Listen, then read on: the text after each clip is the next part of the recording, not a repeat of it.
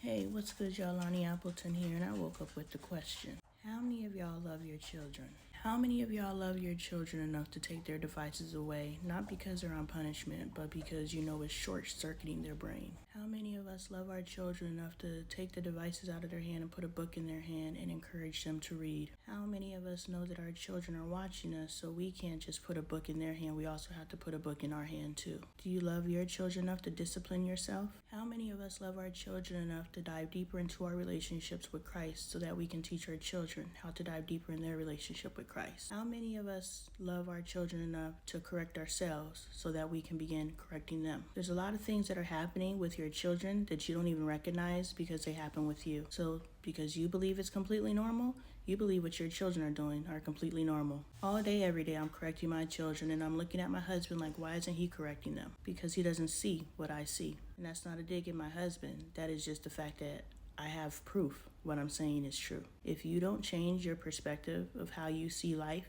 you will never be able to change your bloodline. How many of us love our children enough to fight for our lives so that we can change theirs? How many of us love our children enough to fast so that we can pray? Because some of these spirits are only coming out through fasting and prayer. How many of us love our children enough to convert our closets into prayer closets so that we can start praying and fighting in the spirit realm for our family? How many of us love our children enough to actually learn how to pray? How many of us love our children enough to stop playing church and to really get into this and really start fighting for our bloodline, for their freedom? Because we understand that God said to the third and fourth generations are the sins of the forefathers. So you are suffering and experiencing what you're experiencing because of what the generation before you did. And you know that your children and your children's children and your children's children's children and your children's children's children's children will experience suffering because of things that you did, because you never broke it. How many of us love our children enough to just learn enough about deliverance and enough about spiritual warfare so now we can start breaking bloodline curses? How many of us love our children enough to start journaling our lives so that we can pay attention to the traps, the snares, and the footholds and all the strongholds that are in our lives that are tripping our family up? How many of us love our children enough to pay attention to generation after generation after generation?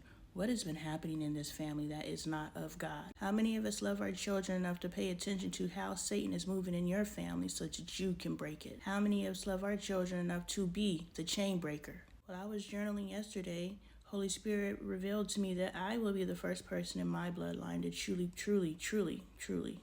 the word didn't want to come out. I will be the first person in my bloodline to truly walk in relationship with Christ that I'm aware of. And it really doesn't matter. I'm 44 years old. I'm my own bloodline. From me down is what I'm responsible for. As soon as they turn 18 and they start their own lives, they become their own bloodline. But I still got to break what's above them. I got to break what I've done, and I've got to teach them how to prevent. How many of us love our children enough to do that? How many of us love ourselves enough to do that? We don't get to look at God and blame God for our mistakes. We don't get to look at God and ask him why when we don't actually acknowledge the fact that we're disconnected from the vine. In John 15, Jesus talks about being connected to the vine. I had to realize that through a life of rebellion and rejection of Christ and God, that I was disconnected from the vine. I had to realize all the years that I spent praying to God, he wanted to bless me, but he couldn't. God is very specific on how this walk in this life looks like. Most of us are unwilling to even read our Bible to actually know that it's not God's hand that is messing up our lives. It is our own rebellion that is messing up our lives. How many of us love our children enough to stop walking in rebellion and calling it God's fault? How many of us love ourselves enough to discipline ourselves to reconnect to the vine? Jesus already did the pruning. You just have to discipline yourself. Stop looking at Jesus and expecting Jesus to be the miracle. The miracle is the fact that you have Jesus, but you still have to discipline your flesh. I share all this in my book series, When the Scales Fell. I spent 3 years disciplining my flesh, 3 years walking out of sin, and I'm sinning the entire way. So when you're reading the books, you're just like, well, sis,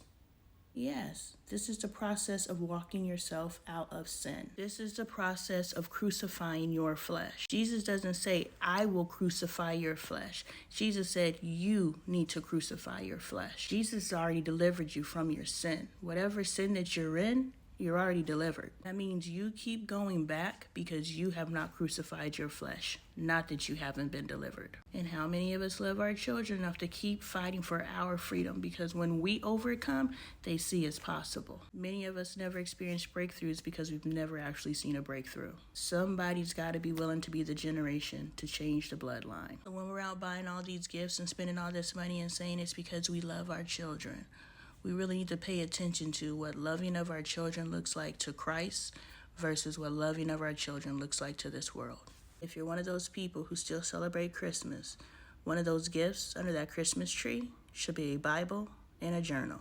And if you don't own one, for you as well. Because you have to lead before your children will follow. Because if you're not leading, they're following something and they're following someone. And why wouldn't you want it to be you? Because you love your children that much.